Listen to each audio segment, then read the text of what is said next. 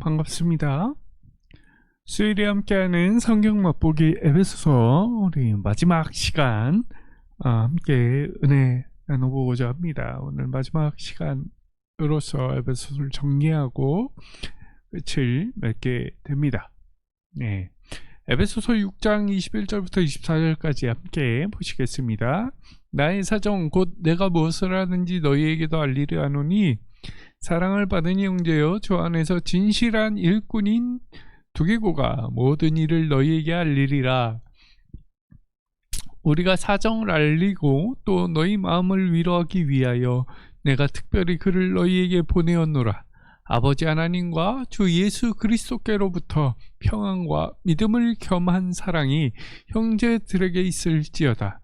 우리가 주 예수 그리스도를 변함없이 사랑하는 모든 자에게 은혜가 있을지어다. 아멘.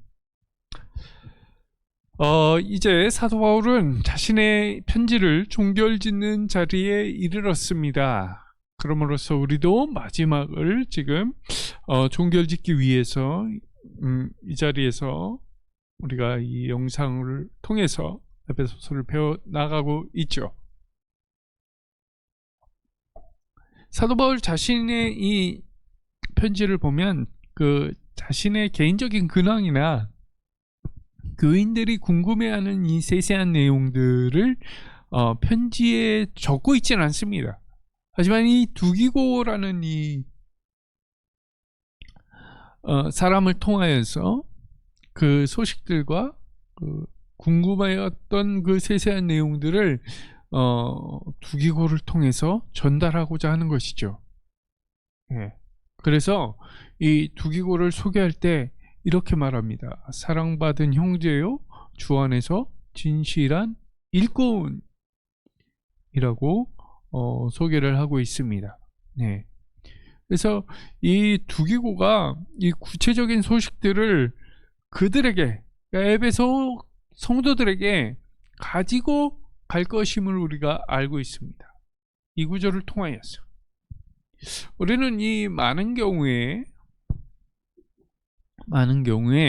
사도 바울이 자신을 대신하여 사람을 보내는 일이 단순히 개인적인 용무에 그치지 않는다라는 것을 발견할 수 있어야 됩니다.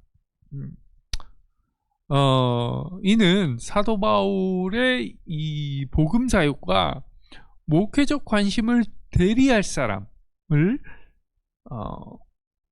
찾아서 위임한다라는 일이거든요. 그런 점에서 이 사도 바울은 두기고가 어떤 사람이 된 것을 중요하게 여기고 있는 것이죠. 왜? 자신의 복음 사역과 목회적 관심을 대리할 사람이라고 점 찍은 것이기 때문이에요. 그러니까 그는 단순히 사도 바울의 심부름꾼이 아니라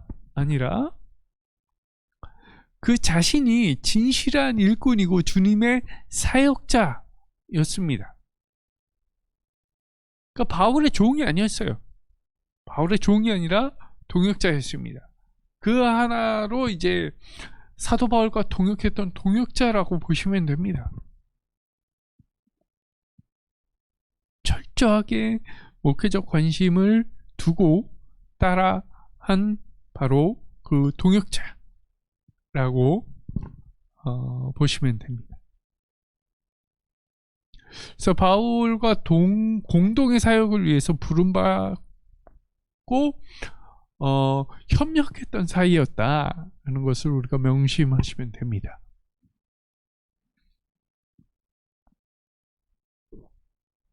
네. 두기고를 이 사도 바울이 보냄으로써 그 얻고자 하는 그 효과를 사도 바울은 말하고 있죠. 예. 너희 마음을 위로하기 위하여라고 말하고 있습니다. 네. 이 사도 바울이 밝히듯이 복음의 진보를 위하여 목회적 사역의 결과는 이 마음의 위로와 굳건한 믿음의 행진에 있는 것임을 사도 바울은 알고 있었던 것입니다. 네. 이런 것을 염두에 두시고 이제 읽어 보시면 더 좋은 은혜를 이렇게 받지 않을까 하는 생각이 듭니다. 네. 지금 오늘 읽은 이 부분은 진짜 마지막 인사와 축도입니다. 사도 바울의. 그래서 이 축도는 지금까지 1장부터 6장 20절까지의 그 사도 바울이 말한 것의 축약이라고 보시면 됩니다. 요약한 것입니다. 요약. 그럴 수 있는데요.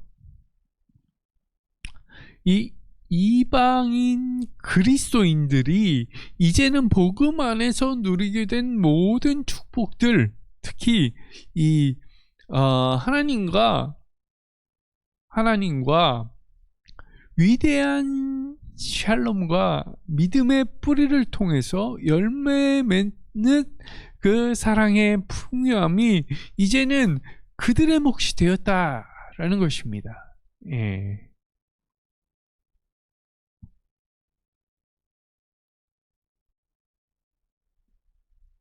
네.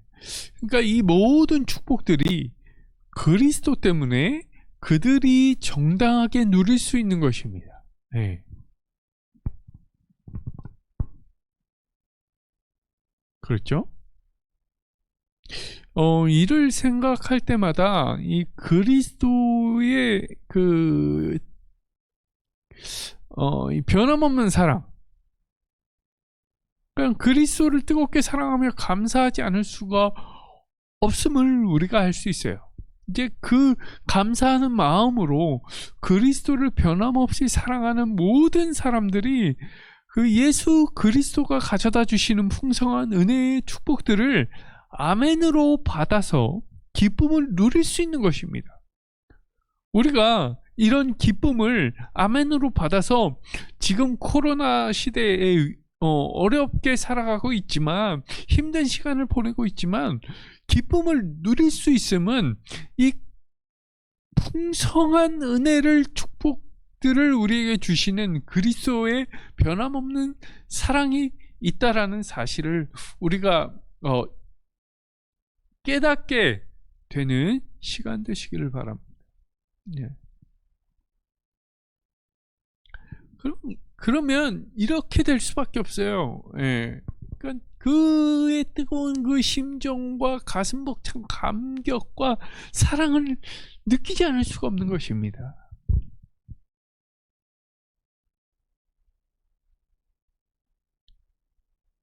그걸 이제 어떻게 알 수가 있냐면, 이 글로 전달하고 있지만 사도 바울이 여기에는 이걸 읽다 보면요, 사도 바울의 이 뜨거운 심정과 가슴 벅찬 감격, 사랑으로 떨리는 숨결이 묻어 있다는 것을 상상으로나마 우리가 알 수 있습니다. 왜?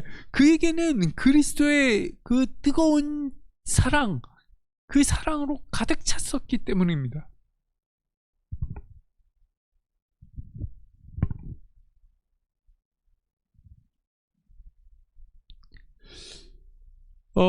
이상으로 우리는 영적 그 전쟁과 관련된 사도 바울의 생생한 가르침을 살펴보았습니다.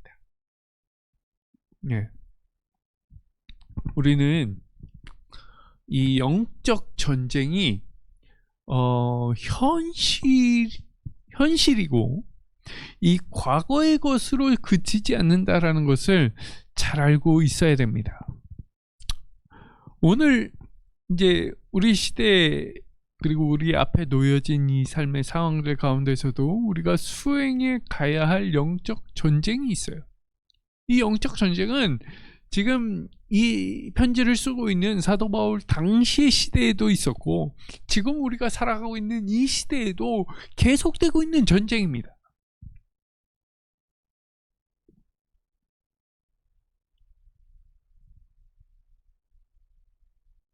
계속해서 우리가 싸워나가야 돼요. 예수 그리스도께서 재림하시기 전까지는 계속해서 우리가 이런 영적 전쟁을 해나가야 된다라는 사실이죠.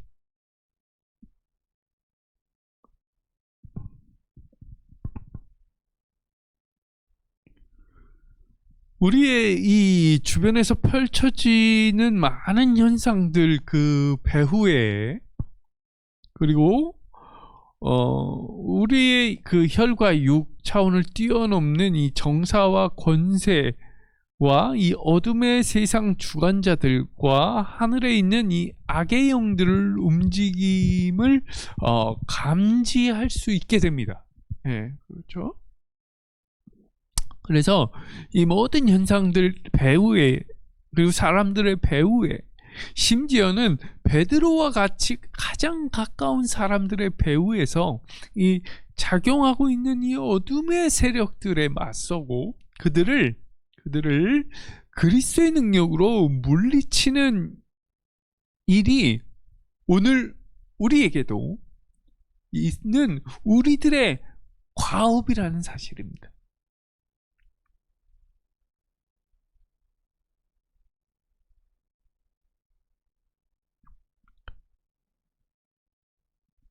이를 위해서 우리에게도 여전히 하나님의 전신갑주가 필요한 것입니다.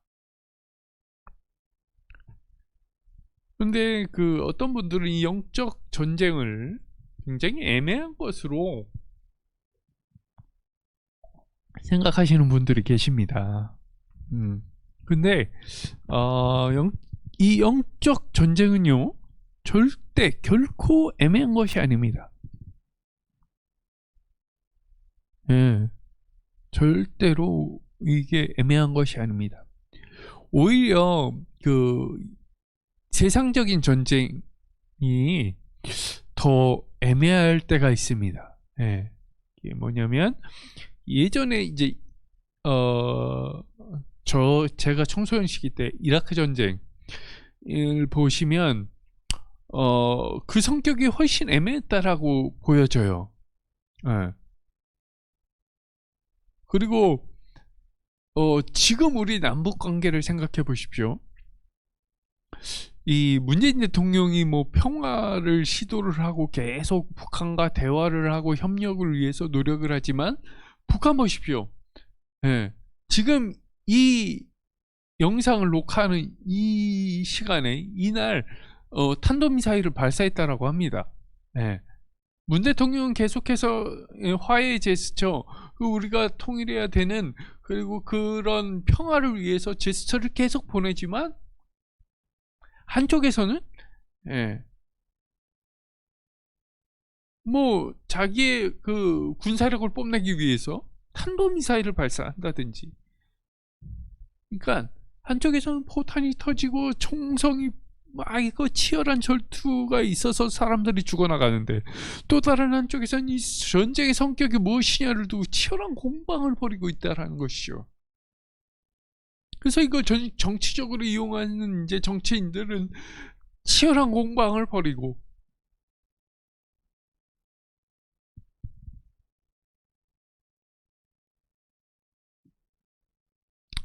이에 비해서 뭐 이념 전쟁이다 뭐 말들 많은데, 뭐 아니 진보와 보수를 따지자면 예전으로 뭐 잠시 이렇게 돌아가자면 고려 말기 때 정몽주와 정도전, 조선을 세운 정도전이 진보라고 한다면, 고려를 그대로 두고 고려 안에서 이걸 개혁해보자라고 했던 정몽주가 보수파입니다. 예? 나라를 바꿨다고요. 나라 이름을 바꾸고 국호를 바꾸고 조선을 시작한 사람이 진보라고 할 수 있어요, 어떻게 보자면. 근데 지금 보십시오. 뭐 우리나라가 이 대한민국을 국호를 바꿔서 무슨, 그게 아니지 않습니까?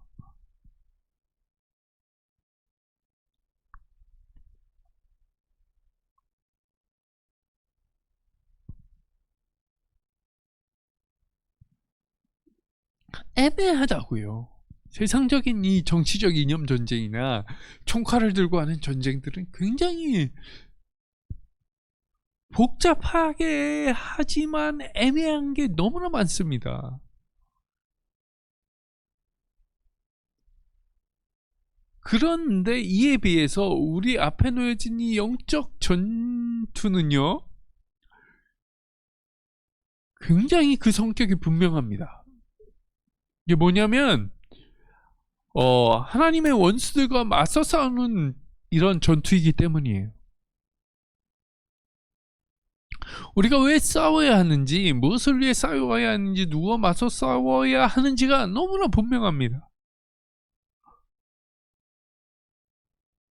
예. 그리고 원수들과 와서 싸우는데 예수 그리스도께서 이미 그들의 머리를 깨뜨리시고 세력과 맞서 싸워서 승리하신 게임이에요. 그러니까 이거는 질 수 없는, 그리고 타협할 수 없는 게임이라는 것이죠. 그러니까 우리는 승산이 있는 게임이고, 우리가 맞서 싸우는 저 배후에 있는 악의 세력들은 이 승산이 없는 게임입니다. 이런 상황 속에서 우리가 경계해야 될 것들이 몇 가지 있는데, 이 싸움의 현실을 자각하고 깨어 있어야 돼요. 이 자세를 정말 유지를 해야 됩니다. 이 유지를 못하는 것을 굉장히 경계해야 합니다.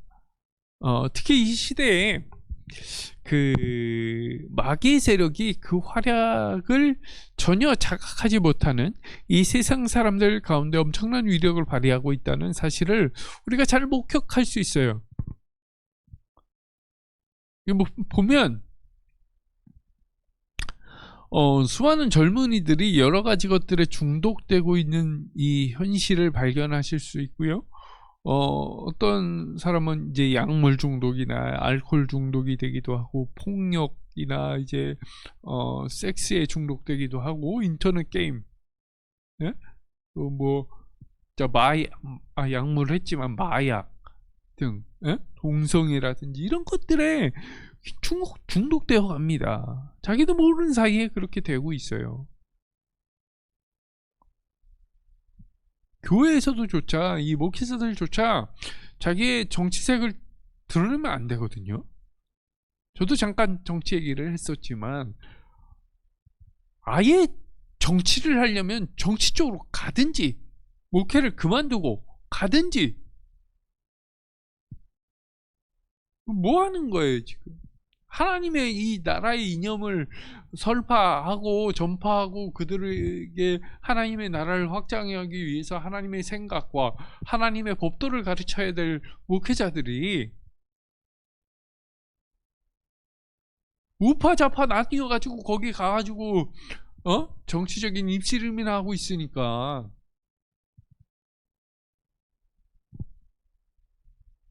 그걸 자각을 못하고 있다라는 것이죠. 이런 인간성의 이 파괴, 이건 심심치 않게 벌어지고 있어요.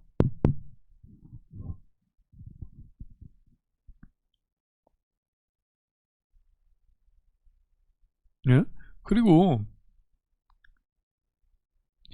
변심한 그 애인의 남자친구를 닮았다는 이유 하나로 어떤 일이 벌어졌었냐면, 아무 관계도 없는 이 한 남자를 납치하고 살해하고 이 시체를 토막내는 이 행위까지 벌어졌었습니다. 정말 심상치 않은 일이 벌어지고 있고요. 학교 폭력이 아무렇지 않게 자행되고 있어요. 학교에서 이 동급으로, 이 동등한 위치에서 정말 평등하게 그들과 이제 그 동료로서 협력하고 들이 하나로 이렇게 행복한 생활을 해야 될 학교에서조차 약육강식으로 바뀌었다고요. 그리고 완전히 내로남불이에요. 자기네는 공정과 뭐 그거를 외치면서 다른 한쪽에서는 공정 그딴 거 개나 줘버려.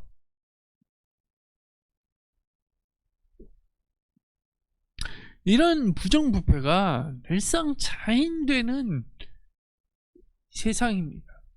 이런 세상은 그럴 수밖에 없어요. 왜? 마귀들의 이 행위들을 자각할 수 있는 그 촉이 없거든요. 그런데 이 마귀들이 이런 믿지 않는 사람들만 노리는 것이 아닙니다.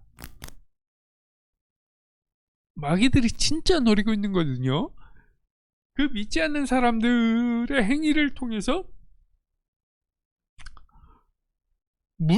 성도들이 물들어서 이 무장해제의 때를 노리고 있습니다.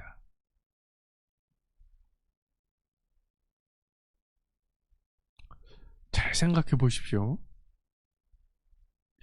이 마귀의 계계는 프로입니다. 프로.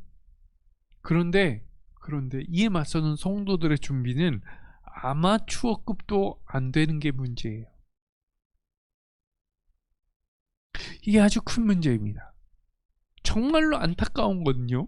오늘날 교회라고 하는 이 공동체는 이 성도들이 임해야 할 전투 자리에 그들을 올바르고 똑부러지게 투입시켜서 자리를 지키게 하고 승리의 자리로 만들어 가야 하는데 그렇게 하지 못하고 있어요. 더 나아가서 이 영적인 무장 해제 속에 편히 앉아있게 만드는 설교가 주를 이루고 있습니다. 그냥 기복적인 그런 설교가 이어지고 있어요.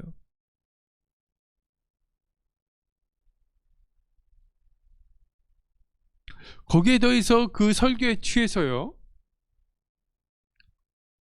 더욱더 나약해져가고 있는 실정입니다. 그러니까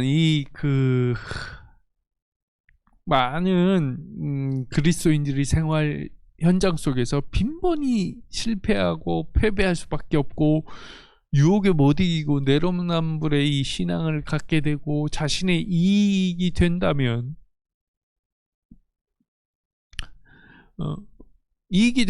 구렁이 담 넘듯 불공정을 저지르고 그러다가 양심의 가책을 느끼면 다시 마음의 위안을 찾아서 교회에 모여 형식적인 회개를 하는 이 악순환의 고리가 되풀이되고 있는 것입니다. 잘 생각해 보십시오.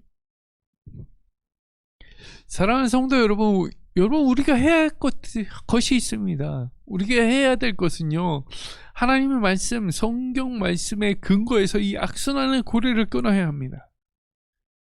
성도들은 하나님의 이 전신갑주를 취해서 제대로 무장을 해야 돼요.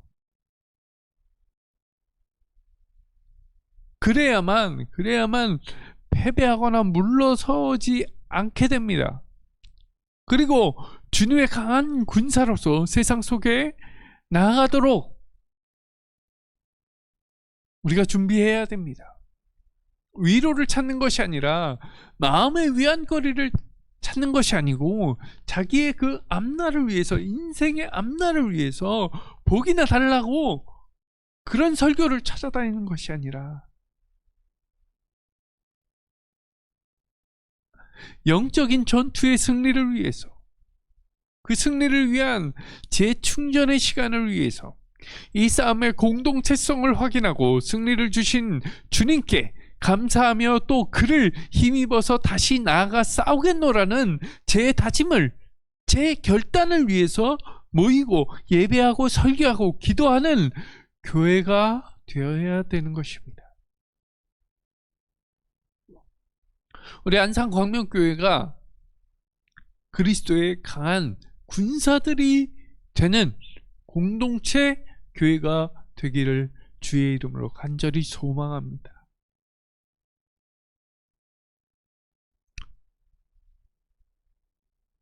그것을 위해서 우리 이번 연도 그 주제죠. 일어나 빛을 발하는 모든 안산광명교회 성도님들이 되시기를 주의 이름으로 간절히 소망합니다. 감사합니다.